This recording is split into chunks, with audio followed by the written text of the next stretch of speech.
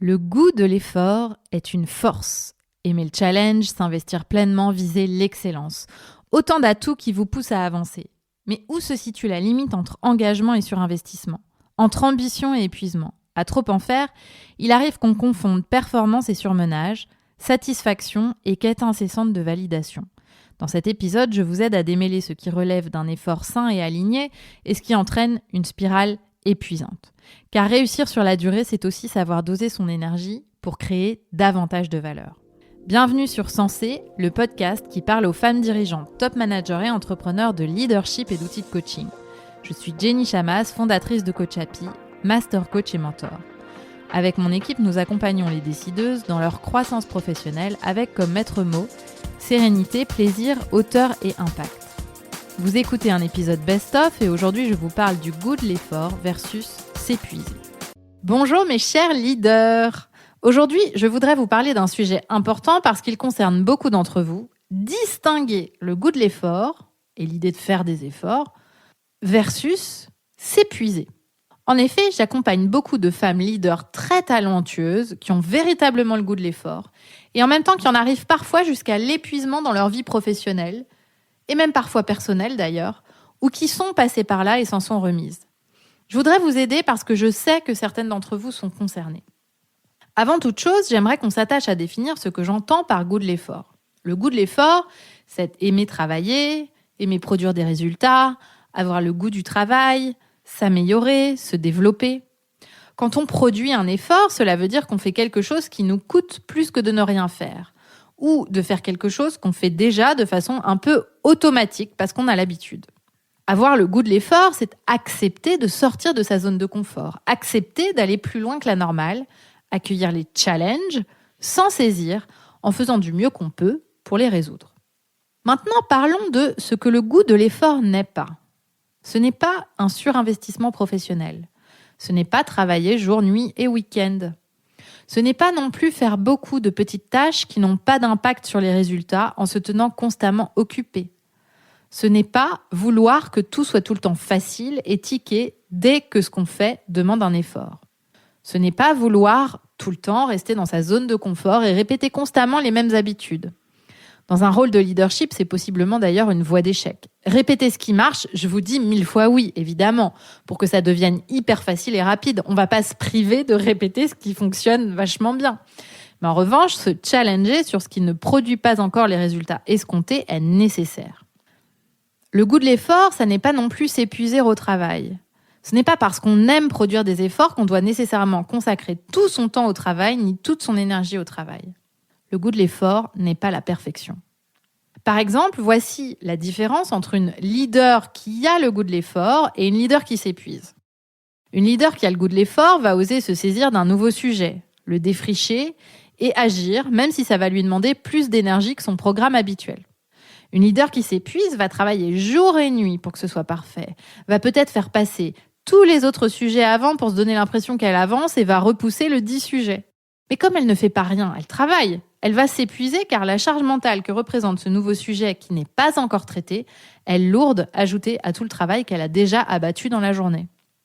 Avoir le goût de l'effort nécessite d'être une fine stratège dans les priorités à donner à vos sujets, dans le temps que vous consacrez à chaque chose, et puis dans la délégation à donner à vos équipes, et dans les décisions rapides et efficaces pour avancer. En fait, avoir le goût de l'effort ne veut pas dire travailler plus que les autres. Cela veut dire être dans l'action, être prête à produire des efforts parce que vous apprenez des choses, vous défrichez des sujets. Ce n'est pas quelque chose qui se détermine en nombre d'heures travaillées, mais plutôt dans votre capacité à passer du temps en dehors de votre zone de confort pour créer de nouveaux résultats. En général, les leaders ont cette capacité-là. Cela ne veut pas dire qu'ils travaillent beaucoup plus que les autres, mais ce sont des personnes qui n'hésitent pas à prendre des risques, qui sont OK de tester pour se planter, qui avancent, qui ne s'arrêtent pas à la moindre difficulté, qui sont prêtes à se challenger et dénouer les nœuds qui sont sur leur chemin. Le goût de l'effort, c'est aussi le goût du travail bien fait. Mais attention, car ici, il n'y a qu'un pas entre le goût du travail bien fait et le perfectionnisme. La différence entre les deux est ténue. Le travail bien fait a été réfléchi, structuré, relu et repassé au moins une fois.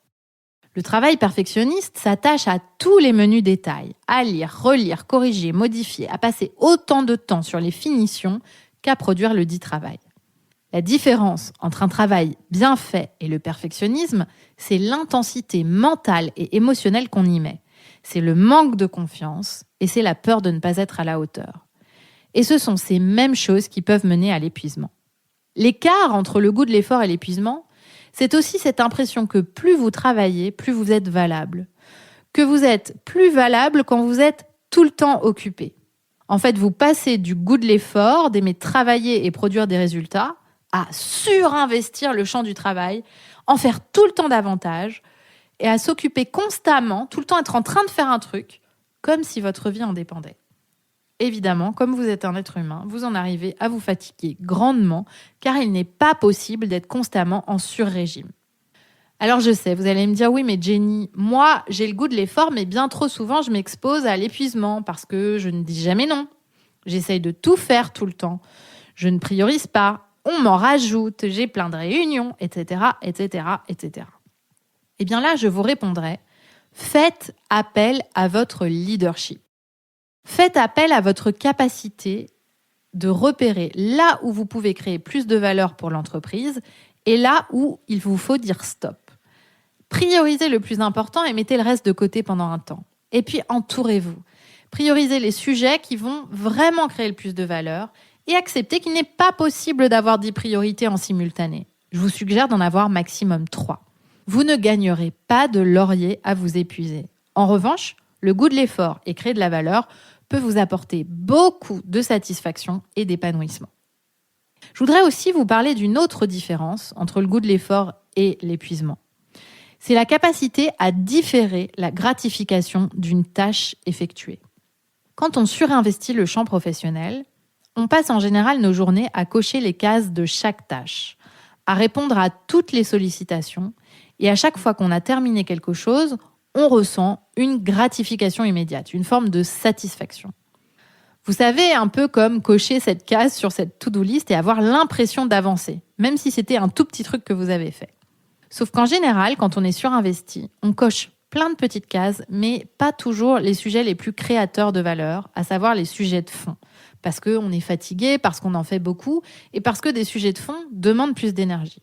Quand on a le goût de l'effort, on est davantage capable de différer la gratification d'une tâche terminée. Pas besoin de cocher plein de cases faciles de sa to-do. En revanche, on sait se challenger sur des sujets de fond, ou de transformation, ou de test, en acceptant qu'on va peut-être pas obtenir un résultat immédiat, mais en s'engageant dans une nouvelle voie. En fait, on accepte de pas obtenir de gratification immédiate quand on a le goût de l'effort. Ainsi, je vous invite à vous demander, tout cela avec beaucoup de curiosité et sans jugement, dans quelle team êtes-vous ? Est-ce que vous êtes dans la team le goût de l'effort ou est-ce que vous êtes dans la team épuisement ? Ou alors un peu des deux peut-être. Et pourquoi ? À quoi ça ressemblerait pour vous de faire un pas de côté pour que ça change ?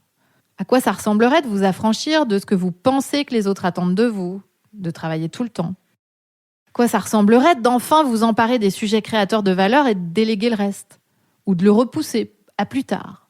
À quoi ça ressemblerait d'accepter que vous ne pouvez pas être partout et tout le temps, et d'ailleurs que ce n'est même pas souhaitable.